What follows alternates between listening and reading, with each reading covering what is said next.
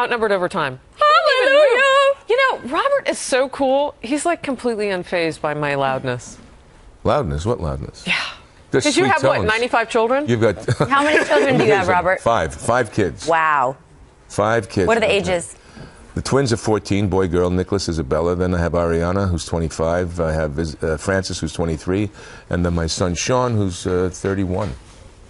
Wow. From a first marriage, and 4 from Christine. And I have lots of kids. Should I have children? Do you enjoy them? Yes. Are kids a good idea? Let me tell you, it's difficult. Okay. It is not an easy road. But it shouldn't be easy. I always, whenever someone says that, I say it shouldn't be easy. It should be exhausting because the energy that is taken from you is put into your children. Yeah. Like if you're well rested as a parent, you're doing something wrong. Well, it's not even just that, because my career is so varied and stuff like that. So, I mean, you know, their mom really does the heavy lifting, you know, and I, you know, I lift when I can. And I'm there emotionally and all that stuff. But it's difficult because I'm so consumed by my work. And it's not like a 9-to-5 gig. You know, you're learning new songs, you're thinking new ideas, you're writing a new script. 9 till 5 in the morning. Exactly. You know what I mean? And then you're on the set 17 hours sometimes. So it's a difficult balance. But it is, I mean, it's very rewarding. And it's the love that they give you, that unconditional love, is just so sweet. And they demand, children, I think, bring you out of yourself. They demand that you be less selfish. They just demand that. You may fight it. It might be frustrating, but they demand it of you. And then that helps you as a human being. Wow. So what is your favorite part of your job? Is it singing? Is it touring? Is it acting? What do you like the best? Well, I've done the acting for so long, but the music has been my first love.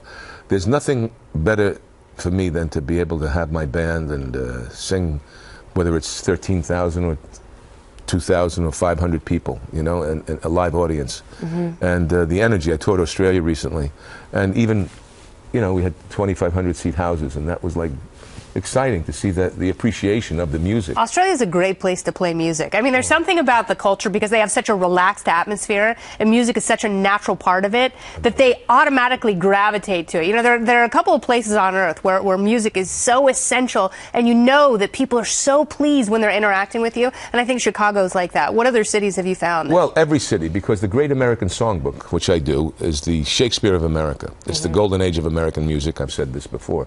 It's what made the world fall in love with our country. It got us through depressions, through world wars, and for me, this particular time in our nation and in the world, the divisiveness, the anti-Semitism, the music comes from the struggle of the black jazz and jump blues artists, the Irish, Welsh, Scottish, Norwegian, Swedish, American Indian, Lebanese, all races that have been here since the Revolutionary War, and the sons and daughters of Jewish immigrants. A large portion of that songbook come from the sons and daughters of Jewish immigrants. Now, that's the amalgam of that. You could say without the Jews, there would be no Great American Songbook, but you need the Italians to sing it, I'm sorry.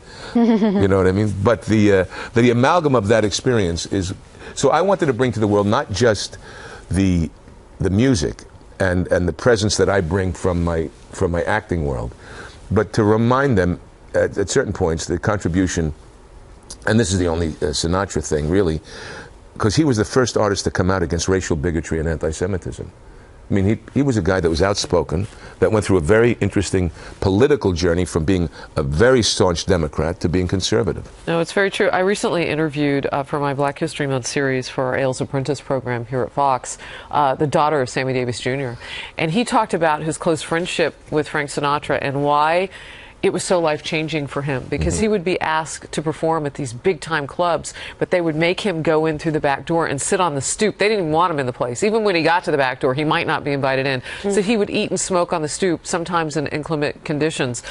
And Frank Sinatra was the first time, and his daughter teared up as she told the story, was the very first person who said, I won't stand on that stage until you let him in here, and then would go to him and bring him in himself. Yeah. I mean, and he did that with all the black artists. Yeah, an incredible journey for this country to watch. It really walked out what we wanted to be in this country as great Americans who love each other. Yeah, yeah.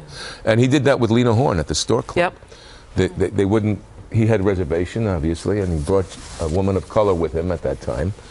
And the maitre d' or whoever it was said, "I'm sorry, we don't have a reservation. Could it be under a different name?" He said, "Try Lincoln," and decked the guy. Wow. You know what I mean? So, I mean, there was that racial bigotry of any kind poured him. And it comes from, I'm Italian-American, I'm Sicilian and Napolitan. He was Sicilian, and his mom was from Genoa. My mom was from Naples.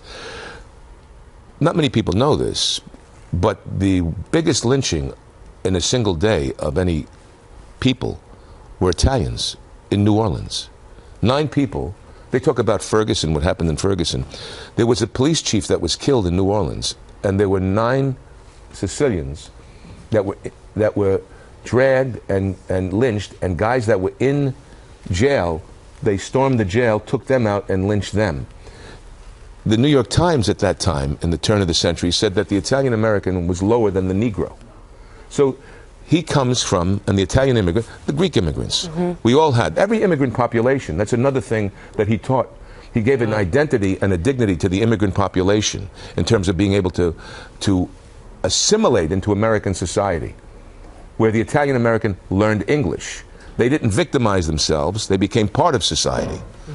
You know, even at that time, and the leadership of that, so there's a lot of, there are many different social parallels that we find today that I kind of like put my message in the ravioli when I do my show. So Robert, we have this live chat going, and I'm kind of going through here. A lot of people want to talk about Goonies, and I saw one request for you to sing some opera. Yes, well, they'll have to come to the show when I start doing the. You know, look, I'll be at Foxwoods Casino in September 5th, I believe, and May 9th, like I said, and there'll be other dates.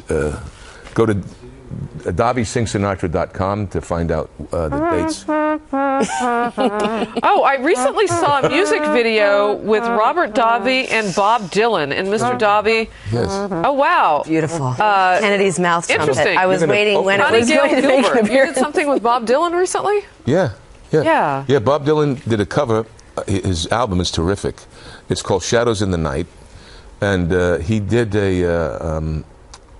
he did a bunch of Sinatra songs in his way, with a 5-piece and with very intimate orchestrations. So I get a call about a month ago saying Bob Dylan's doing this music video. Are you kidding? He says, yeah. And I knew about the album. Would I be interested? Of course. I'm in. So lo and behold, we spent 4 days, and what a wonderful guy. Do you like his voice, though? Kind of drives me crazy. No, I love it. When you hear these songs, they're just... See, Dylan, and somebody said this, a great singer, Sam Cooke, said, it's not about the tone, it's about the feeling. Yeah.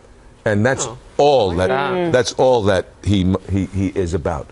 He's about expressing the interior of the song, and that's what Sinatra did so good, and that's what I hope that what people say when they see, you know, Quincy Jones is he saw my show, and he left wonderful things in it. But I hope that people understand so I'm looking at from a different thing. Yeah. There are people I love his songs voices. and I love his songwriting. I love his lyrics and the way they intimate with the music. I think it's incredible. I think Bob Dylan in that regard is unparalleled, but his voice, it just doesn't do it. I lived in Minnesota. It's like it's everywhere.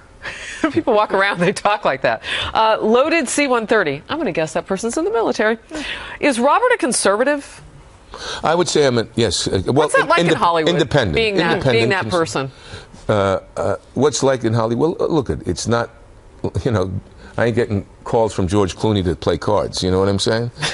And are you bummed about that? I'll go into the. Well, those guys. You know, look, I think everyone should be, no matter what your political ideologies are. You know, I wrote a thing. The Creative Coalition had celebrities write. Certain celebrities in the Capitol scene, the Hill. If you had 5 minutes with Obama, what would you say? Oh boy, I bet the answers were and I did meet President Obama, but no, my answers were very direct. No, yours I bet were Yes. great. I would love to hear the answers from the other celebrities. People are like while I'm drinking with these girls here, so we can have fun. You should read some of these things because.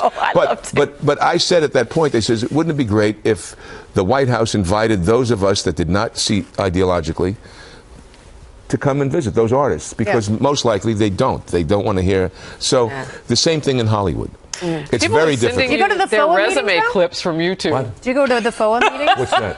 FOA? Singing. No, I've never heard of Like it. several people are sending you their resume clips from YouTube singing. I think you've Really? Yeah, people want to be recruited. Oh, by I you. like that. Someone asked me my favorite Sinatra song because we did a big set at my wedding, which is very small. And you It's sang? "Fly Me to the Moon." No, I didn't. My husband did. He wasn't on the program to sing. Flying he did. is a great song. And Quincy Jones, Bart Howard he did doesn't that song. sound anything like you, but he's got a beautiful voice. Does he? Quincy Jones did the arrangement of that. Yeah. That's on the moon, and it's by Bart Howard. Do you know what the original name of the song was? No. In other words. In other words. Instead of comply with It wasn't I Fly Me like to the the moon part better. I know, Mine but the too, real or- title was In Other Words, which is interesting. Can I tell you something sweet? Yes, please.